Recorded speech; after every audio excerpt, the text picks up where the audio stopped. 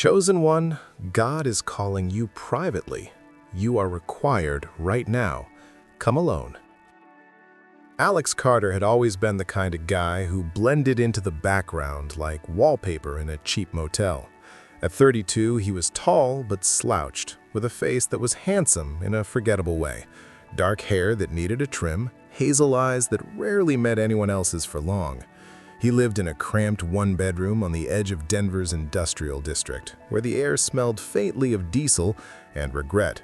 Rent was $1,200 a month, which left him scraping by on his night shift gig at the Amazon warehouse, stacking endless boxes of gadgets and gizmos for people who'd never know his name. By day, he slept fitfully, dreaming of nothing much, and by evening, he scrolled through TikTok and Reddit, liking posts about conspiracy theories and cute dogs without ever commenting. His life wasn't a tragedy. No dramatic backstory, no abusive parents, no lost love that shattered him. His mom had died of cancer 5 years back, quietly, in a hospice that smelled like antiseptic and faded flowers. His dad had split when Alex was 10, sending sporadic birthday cards until those stopped too. Alex had a couple of buddies from high school, but they were the type who texted once a quarter about grabbing beers, and it never happened.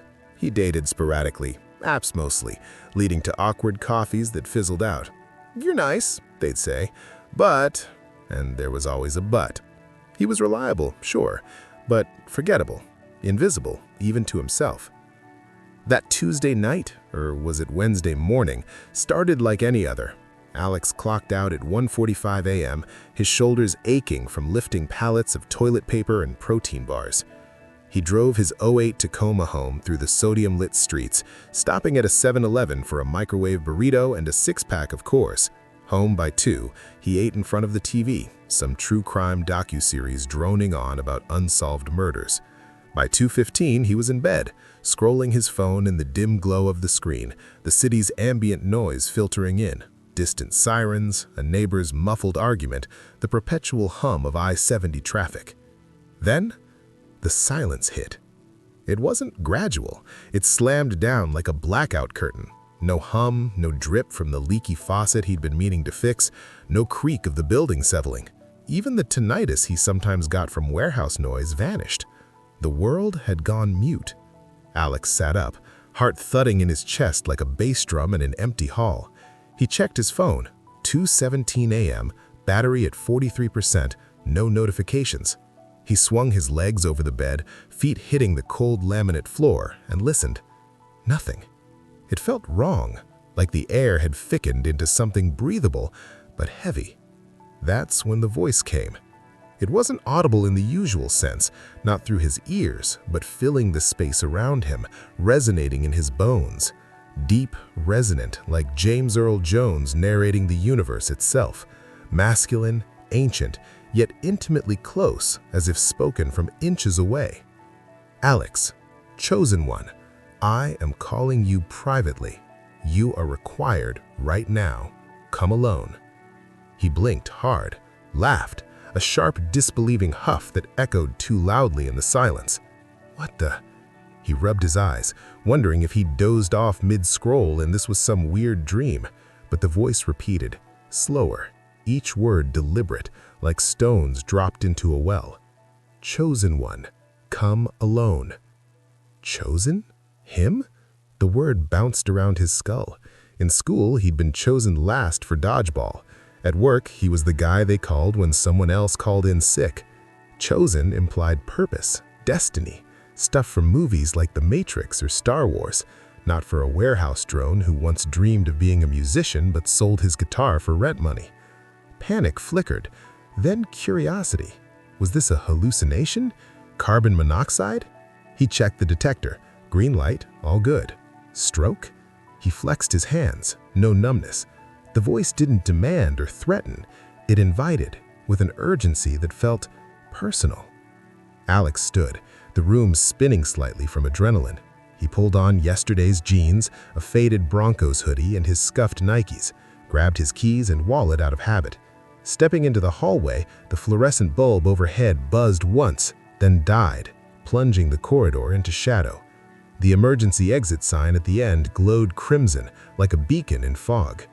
He took the stairs 2 at a time, heart racing, half expecting neighbors to poke their heads out, but doors stayed shut. Silence reigned. Outside, the parking lot was a ghost town. His Tacoma sat alone under a flickering street lamp, snow starting to dust the asphalt like powdered sugar. No cars on the road, no distant train whistles from the tracks nearby.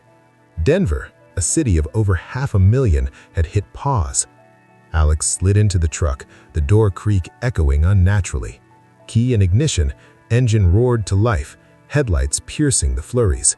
He turned on the radio. Static across every station. No music, no talk shows, just white noise. He drove without direction, following a pull in his gut, like a compass needle twitching west. South first, past shuttered strip malls and fast food joints with neon signs dark. Then west, climbing into the foothills where suburbs gave way to pines and rocky outcrops. The snow thickened, swirling in his beams like lost souls. His mind raced. Flashbacks to Sunday school as a kid, his mom dragging him to a Baptist church where the preacher thundered about Judgment Day. Alex had stopped believing around puberty, trading faith for facts, science podcasts, atheist memes.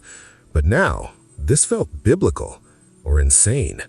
An hour in, or was it minutes? Time blurred. He pulled off onto a dirt turnout overlooking Bear Creek Reservoir. The water was frozen solid, a silvery expanse under the moon. No other vehicles, just a lone wooden bench under a gnarled ponderosa pine, snow gathering on its slats like forgotten confetti. Alex killed the engine. The silence rushed back, broken only by his breathing. He stepped out, cold snapping at his exposed skin, but he barely registered it. Walked to the bench, sat, waited. The wind whispered through the branches, carrying pine scent. Minutes stretched. 5, 10, 20? His phone said 3:45 a.m., but the battery hadn't drained. Doubt crept in. What if this was nothing? A breakdown? He should turn back, call a doctor, laugh it off tomorrow. Then the air warmed. Not the wind, something else. A brush against his cheek, like a hand too gentle to be real. The snowflakes halted mid-fall, suspended like stars in a planetarium. The voice returned, softer, enveloping him. "You came." Alex's throat tightened. "Yeah, I don't know why." "You do, deep down." A pause as if the voice was considering him. "Why me?" Alex blurted. "I'm nobody. I screw up ramen noodles.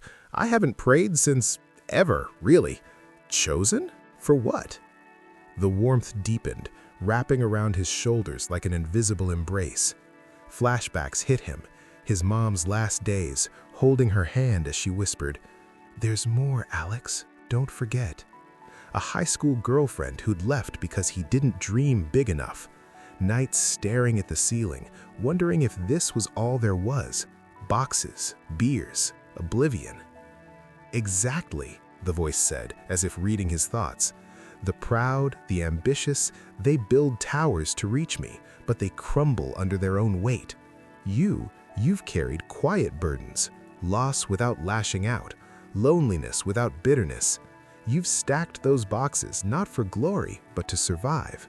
That humility is the soil where true purpose grows." Alex shivered, not from cold. Purpose? Like what? Save the world? A soft chuckle like thunder rolling far away. "Not with capes or crowds.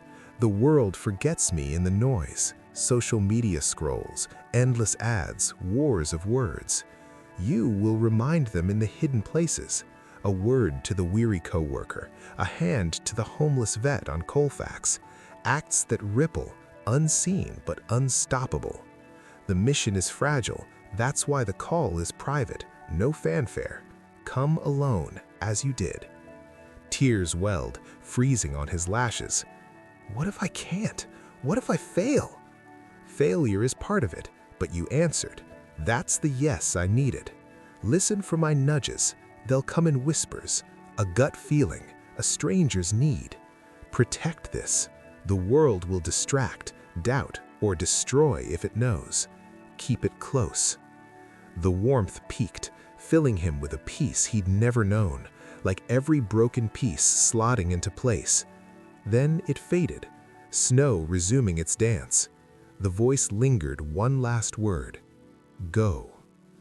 Alex sat until dawn cracked the horizon, pinks and golds bleeding over the Rockies. He drove back as the city stirred, cars honking, radios blaring pop hits, planes streaking overhead. Normalcy returned, but he felt altered, charged. Back home, he collapsed into bed, sleeping deeper than ever. Woke at noon, called in sick to work, first time in years. Walked to the corner store, but this time he noticed the clerk, a middle-aged woman with tired eyes. "Rough day?" he asked, genuinely. She opened up about her kid's illness. He listened, offered to grab her coffee next shift. Small, private. Days blurred into weeks. He still stacked boxes, but now he talked to the new guy, a refugee from Syria, sharing stories over breaks. Volunteered at a soup kitchen on weekends, not for credit, but because the pull was there. Dated a barista named Sarah, nothing flashy, but real conversations about dreams and doubts. He didn't preach, he lived. Whispers guided him, a nudge to call an old friend spiraling into addiction, a quiet urge to forgive his dad via a letter he'd never send. No one knew the source. Rumors swirled at work. Alex seems different, happier, but he shrugged it off. The voice didn't return often, but when it did, in dreams or quiet moments, it was enough, because the call had been private.